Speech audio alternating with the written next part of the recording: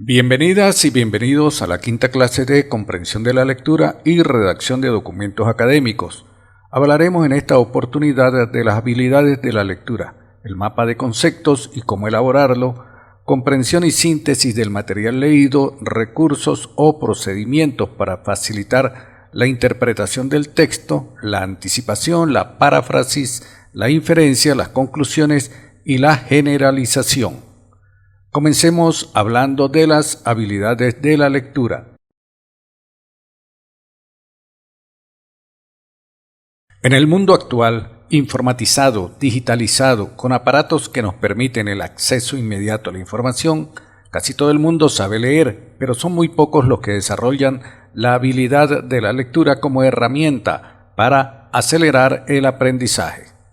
En la universidad y en el trabajo, dominar la lectura es algo que te ahorrará mucho tiempo y te permitirá aprender, obtener los conceptos e ideas de una manera más clara y permanente. Cuando hablamos de aprendizaje, podemos definir tres estilos de lectura que utilizamos en diferentes situaciones: lectura de escaneo, lectura silenciosa y lectura detallada. Veamos cada una de ellas y cuál es su utilidad para la comprensión de textos.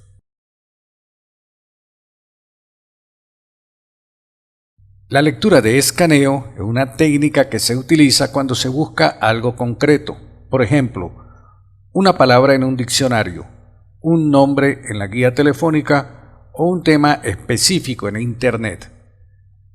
Moverás los ojos rápidamente por la página buscando las palabras, frases o números relevantes para la tarea que estás realizando. Es útil para explorar textos y ver si serán útiles o descartarlos de manera rápida. La introducción o prólogo de un libro, los primeros párrafos de los capítulos, las palabras en negrita en páginas de Internet, por ejemplo. Esta técnica de la lectura silenciosa se utiliza cuando lees en Internet, una revista o el periódico, buscando rápidamente los puntos principales. No interesa el detalle, sino la idea o el concepto.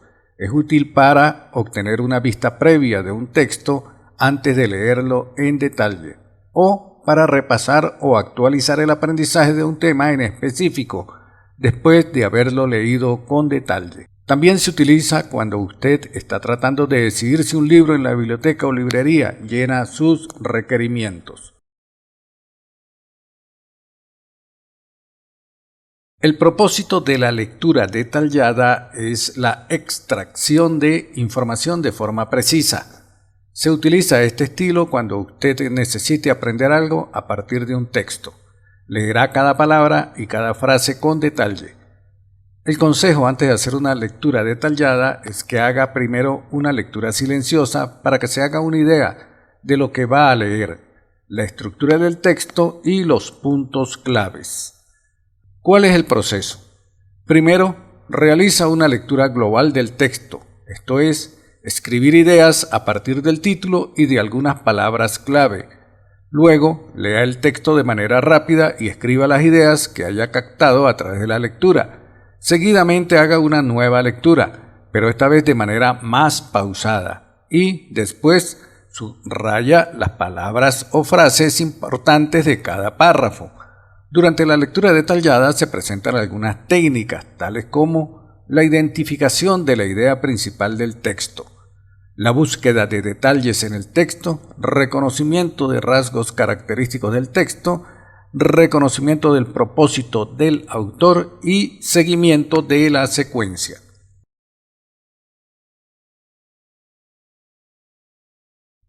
En la lectura activa, cuando usted trate de aprender algo, debe estar involucrado con dicha lectura, mantener la concentración, hacer anotaciones e ir comprendiendo los textos. No se trata de leer una novela o una revista para pasar el tiempo libre. En tal sentido, es de mucha importancia que considere los consejos siguientes para la lectura activa. El primer consejo es subrayar. Elija las palabras o frases más importantes de lo que está leyendo y márquelas. Le ayudará a mantener la concentración y una vez finalizado el estudio, hacer un repaso rápido de lo aprendido. Segundo, tomar notas. Escriba notas que le ayuden a aclarar cualquier parte del texto, definiciones, referencias, aclaraciones. Cualquier cosa que le sirva para entender mejor lo que está leyendo. Respete los libros, pero recuerda que son su herramienta para el aprendizaje y hay que sacarle el mayor partido. Tercero, preguntar. Hágase preguntas sobre lo que va a leer. Le ayudará a seguir el texto con mayor interés y a interpretarlo mejor. Las dudas le servirán de guía para el aprendizaje. Y, en cuarto lugar, resumir. Después de haber leído cada sección, haga un resumen con sus propias palabras. Se dará cuenta si ha comprendido, así como de los puntos importantes que ha pasado por alto y le servirá para repasar el tema antes de un examen.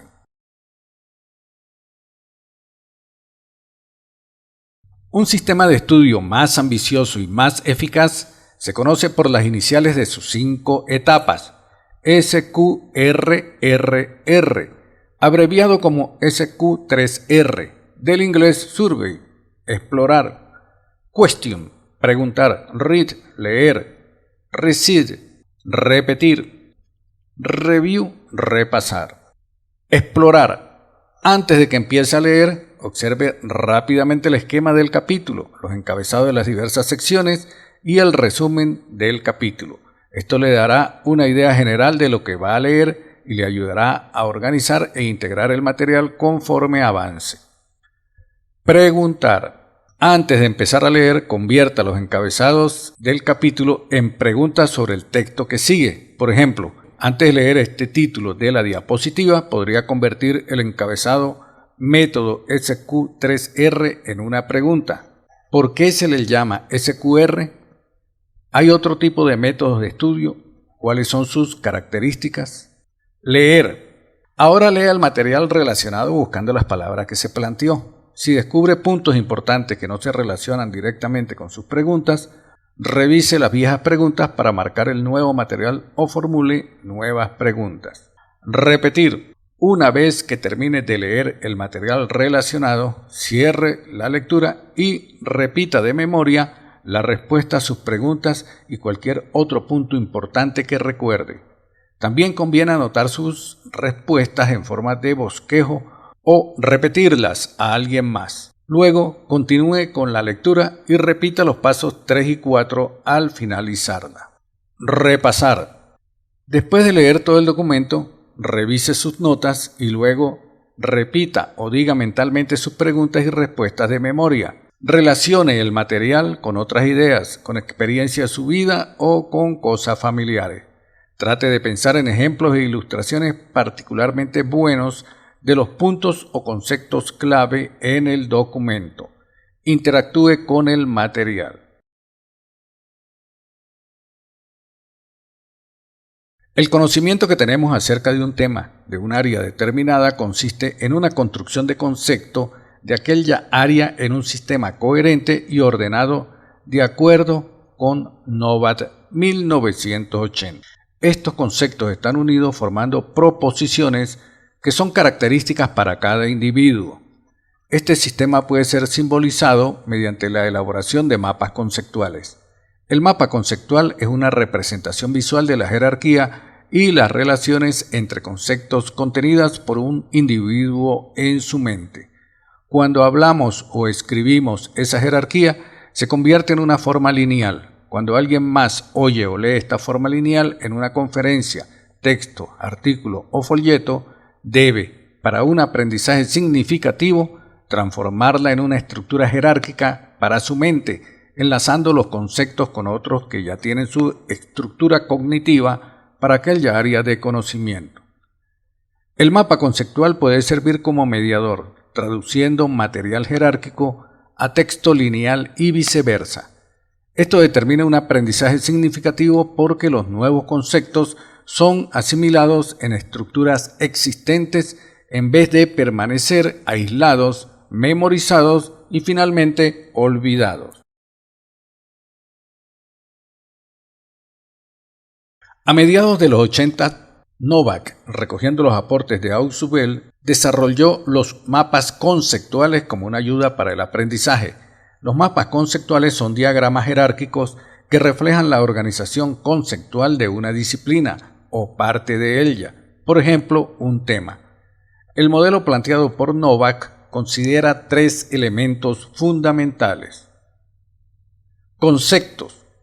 Son imágenes mentales, abstracciones que, expresadas verbalmente, indican regularidades, características comunes de un grupo de objetos o acontecimientos. Proposiciones. Son unidades semánticas conformadas por dos o más conceptos unidos por palabras apropiadas que le dan significado. Es una unidad semántica que tiene valor de verdad ya que afirma o niega algo. Palabras enlaces. Son las palabras que unen los conceptos para formar una unidad de significado.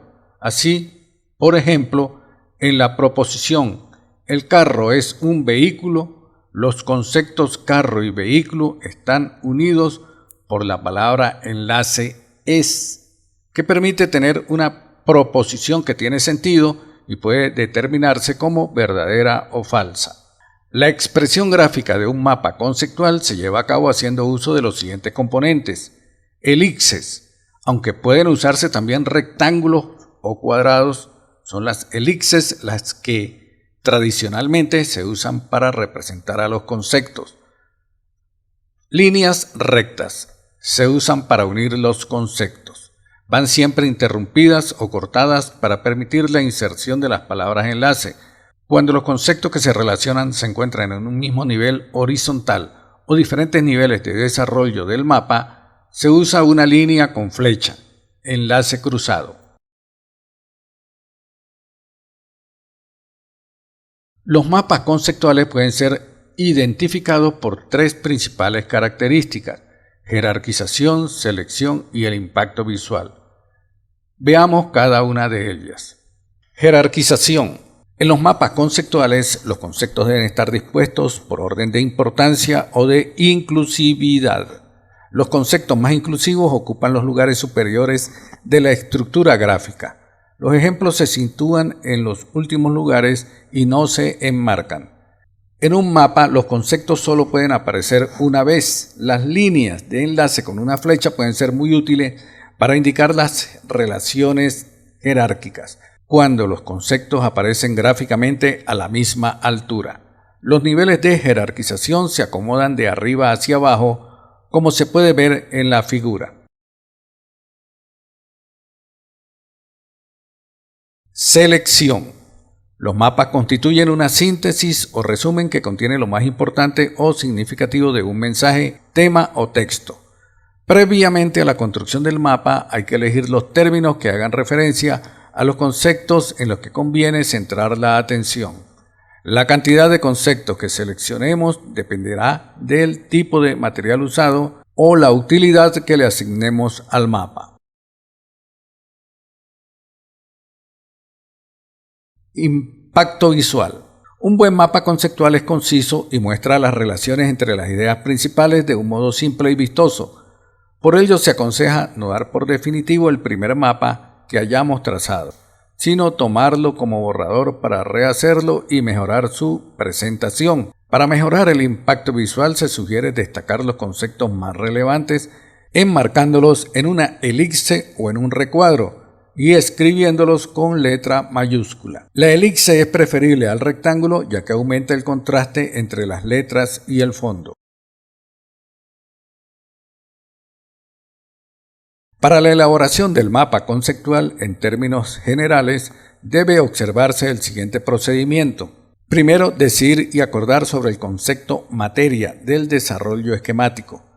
Segundo, identificar los conceptos asociados con el primer concepto. Tercero, establecer relaciones de inclusión entre los conceptos.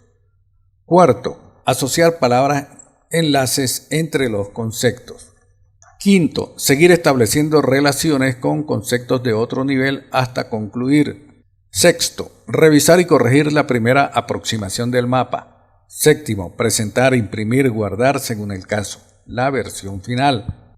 A continuación se presenta la secuencia propuesta para la elaboración del mapa conceptual, siguiendo los lineamientos de Novak y Wowi, presentados en 1988. Algunos recursos o procedimientos del lenguaje que le facilitarán la interpretación y la comprensión de un texto y contribuirán a hacerle un buen lector son la anticipación, la paráfrasis, la inferencia, las conclusiones y la generalización. La anticipación es una capacidad básica de la comprensión. El éxito de una lectura depende en buena parte de todo lo que hayamos podido prever antes de leerla. Anticipar es predecir el contenido de lo que vas a leer o de lo que estás leyendo. Puedes realizarlas a partir de las ilustraciones del texto, después de leer el título del material o después de leer el primer párrafo. También es conveniente plantearse preguntas como, por ejemplo, ¿qué significa el título? ¿De qué tratará el escrito?